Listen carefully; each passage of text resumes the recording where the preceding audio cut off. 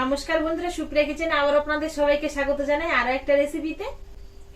আজকে দেখুন পাকা আম নিয়েছি। এই পাকা আমের একটা নতুন রেসিপি আপনাদের সাথে শেয়ার করব। আশা করছি আপনাদের সকলের ভীষণ ভালো লাগবে। পুরো ভিডিওটা প্রথমের থেকে শেষ পর্যন্ত দেখলে যে রেসিপিটা বানাবো এটা কিন্তু আমরা প্রত্যেকেই খেতে ভীষণ ভালোবাসি।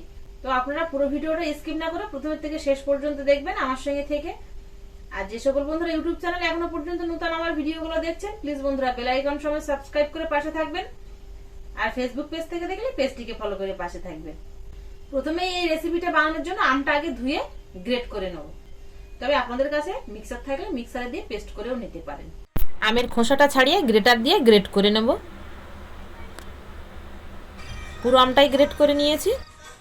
আমটা গ্রেট করে নিয়েছি। এবার রেসিপিটা বানানোর জন্য একটা পুর বানিয়ে নেব। এখানে আমি 250 গ্রাম লিকুইড দুধ আগে থেকে জাল করতে বসিয়ে দিয়েছিলাম।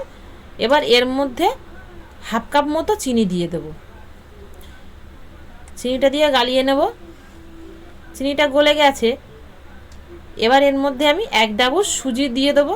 এবার সুজিটা আস্তে আস্তে কিন্তু জ্বালিয়ে একটা ডোয়ের মতো করে নেব। আর 1 চিমটি লবণ দিয়ে দেবো এর মধ্যে।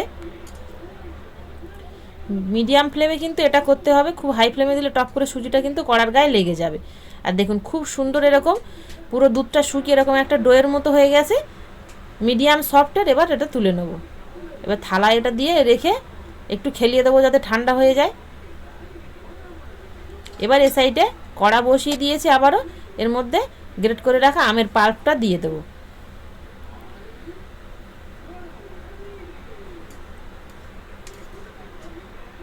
এবার এর মধ্যে দিয়ে দেবো আবারও হাফ কাপ মতো চিনি।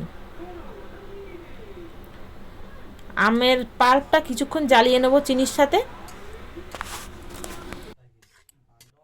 আমার কাছে নারকেল নেই, তাই আমি নারকেলের পাউডার নিয়েছি। তো এটা আপনারা যে কোনো মুদিখানার দোকানে গেলে পেয়ে যাবেন। তো এই নারকেলের পাউডারের মধ্যে দিয়ে দেবো 1 কাপ মতো।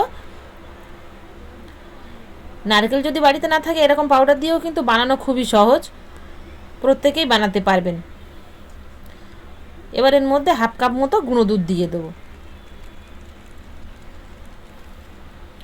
এবার সব কিছু দেওয়ার পরে জ্বালিয়ে এটাকে একটু শুকনো করে নেব।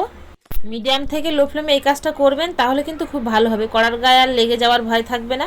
বেশ এরকম ডোয়ের মতো হয়ে গেছে, পুরটা কিন্তু রেডি হয়ে গেছে। এবার এটাকে নামিয়ে নেব। এ সাইডে সুজিটা ঠান্ডা হয়ে গেছে। এবার এটাকে আর একবার একটু মাখিয়ে নেব। মাখালে কিন্তু খুব সুন্দর একটা সফট ডোয়ের মতো হয়ে যাবে সুজিটা। তো কিছুক্ষণ এইভাবে মাখিয়ে নেব। দেখুন বেশ একটা সফট ডোয়ের মতো হয়ে গেছে। এবার এর থেকে লেচি কেটে নেব ছোট ছোট করে। হাতের সাহায্যে খুব ভালো করে গোল পাকিয়ে নেব। এবার চ্যাপটা করে নিয়ে একটা বাটির আকার দিয়ে নেব। বেশ একটা এরকম বাটির আকার দিয়ে নিয়েছি ছোট সাইজের। এবার এর মধ্যে পাকা আমের পুরটা দিয়ে দেব। আমি প্রথমটা গোল করেই বানাচ্ছি।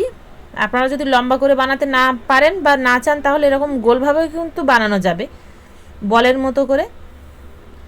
সব সাইডের মুখগুলো আটকে দিয়ে এইভাবে হাতের সাহায্যে খুব ভালো করে গোল পাকিয়ে নিলেই কিন্তু হয়ে যাবে। আর একটা বানিয়ে নিয়েছি, এটা একটু অন্যরকম শেপে বানাবো। এটা পুলি পিঠে যেরকম হয় ঠিক সেরকম লম্বা করে বানিয়ে নেব।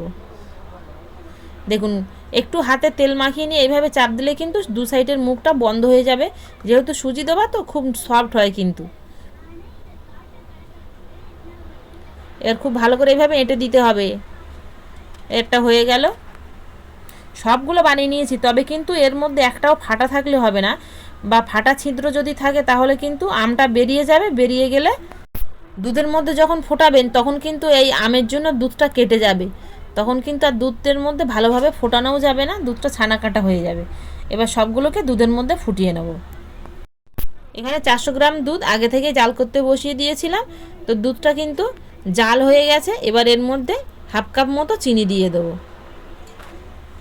চিনিটা গালিয়ে নিয়ে এর মধ্যে একটা এলাচ ফাটিয়ে দিয়ে দেবো। এলাচটা নাও দিতে পারেন, ওইভাবে শুধু বানালে হবে। এবার দুধটা ফুটে উঠেছে। এবার পুলি পিঠেগুলো এর মধ্যে দিয়ে দেবো। পুলি পিঠেগুলো দিয়ে কিন্তু বেশিক্ষণ এর মধ্যে ফোটানোর দরকার নেই, মিনিট 2 ফুটিয়ে নিলেই হয়ে যাবে। 2 থেকে 3 মিনিট ফুটিয়ে নিয়েছি, এটা হয়ে গেছে কিন্তু। এবার নামিয়ে নেব। আর বেশ এরকম আমি একটু হালকা করে রেখেছি ঝোলটা বা দুধের গ্রেভিটা।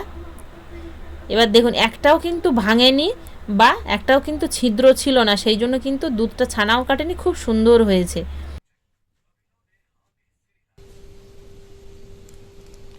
সুজি যেরকম নরম আর সেরকম ভেতরে দেখুন পাকা আমের পুরো ভরা, কতটা সুন্দর হয়েছে দেখুন। ওপর দিয়ে একটু পেস্তা কুচি ছড়িয়ে দেবো।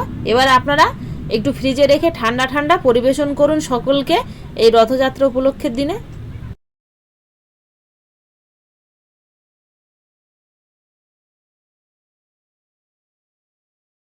পাকা আম দিয়ে দুর্দান্ত স্বাদের হয়েছে এই পিঠেটা। আপনারা একবার বাড়িতে বানিয়ে খেয়ে দেখুন। সামনেই তো আমাদের আজ বাদে কাল রথযাত্রা, তো রথযাত্রা উপলক্ষে বাড়িতে কিন্তু খুব সহজে এইভাবে পাকা আম দিয়ে পিঠে বানিয়ে আপনারা খেতে পারেন। আর এর জন্য যে অনেক কিছু উপকরণ লাগবে তা না, ঘরে থাকা উপকরণ দিয়ে আপনারা প্রত্যেকেই বানাতে পারবেন। পাকা আমের এই দুধ পুলি পিঠেটা আপনাদের কাছে কেমন লাগলো অবশ্যই কমেন্টে জানাবেন। আর ভালো লাগলে প্লিজ বন্ধুরা লাইক করতে ভুল করবেন, আর আপনাদের বন্ধুদের কাছে শেয়ার করবেন, ওনারাও বাড়িতে খুব সহজে বানিয়ে নিতে পারবে। আবার দেখা হবে আপনাদের সাথে পরবর্তী নতুন কোনো ভিডিওতে। ততক্ষণ আপনারা সবাই ভালো থাকবেন ও সুস্থ থাকবেন।